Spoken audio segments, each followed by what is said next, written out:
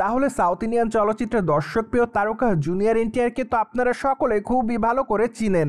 মূলত এনটিআর তার কেরিয়ারেরই মধ্যে একাধিক চলচ্চিত্র উপহার দিয়েছে তিনি তার ভক্তদের। তাই তো বলাই বাহুল্য যে এই তারকা তার অভিনয় গুণে ভক্তদের মধ্যে প্রশংসা অর্জন করেন সর্বদাই। অন্যদিকে চলিত বছরের শুরুর দিক থেকে গুঞ্জন শোনা যায় যে সাউথ ইন্ডিয়ান চলচ্চিত্রের তারকা এনটিআরকে আগামী দিনে জেলার চলচ্চিত্রের নির্মাতা নেলসন দিলীপ কুমারের চলচ্চিত্রে অভিনয় করতে দেখা যাবে। কিন্তু তখন অবশ্যই বিষয়টিকে সম্পূর্ণ ক্লিয়ার করে বলেনি এই তারকা। তাই তো প্রাথমিক পর্যায়ে বিষয়টিকে অনেকে গুঞ্জন বলেই দাবি করেছিলেন। যাই হোক, সম্প্রতি অবশ্যই বিষয়টি সত্যতা জানা যায়। কেননা বর্তমানে এনটিআর ম্যাড স্কোয়ারের সাকসেস মিটে জানিয়েছে যে তিনি আগামী দিনে নির্মাতা নেলসন দিলীপ কুমারের চলচ্চিত্র অভিনয় করবেন। এমনকি খুবই শীঘ্রই তাদের চলচ্চিত্রটির আনুষ্ঠানিক ঘোষণা আসবে। কেননা বর্তমানে তাদের আসন্ন চলচ্চিত্রের গল্প লেখার কাজ চলছে। তাই তো চলচ্চিত্রটির আনুষ্ঠানিক ঘোষণা যখন দেওয়া হবে তখনই জানিয়ে দেওয়া হবে চলচ্চিত্রটি আসলে কেমন ঘটনার হবে। পাশাপাশি তখন অবশ্য আরও জানা যাবে চলচ্চিত্রের পর্দায় এনটিআরের বিপরীতে কে অভিনয় করবে। তাই তো বলাই বাহুল্য যে খবরটি প্রকাশ্যে আসার পর আপাতত এনটিআর ভক্তরা খুব এক্সাইটেড।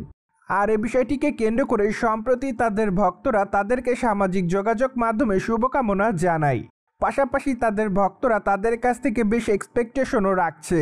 কেননা তাদের ভক্তরা দাবি করে যে জেলার চলচ্চিত্রের মতো আবারও ধামাকাদার কোনো চলচ্চিত্র দেখতে পারবে তারা। যাই হোক, এখন শুধুমাত্র অপেক্ষার পালা।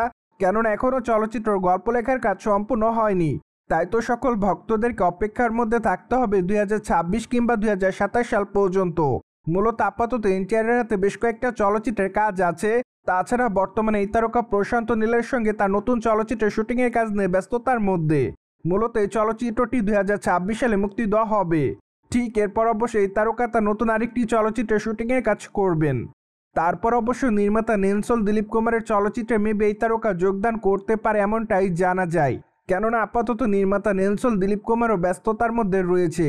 তাছাড়া বর্তমানে এই তারকা অবশ্য রজনীকান্তকে নিয়ে জেলার চলচ্চিত্রের দ্বিতীয় খণ্ড নির্মাণ করছে, যা অবশ্য মুক্তি দেওয়ার পরিকল্পনা রয়েছে নির্মাতাদের 2026 সালে।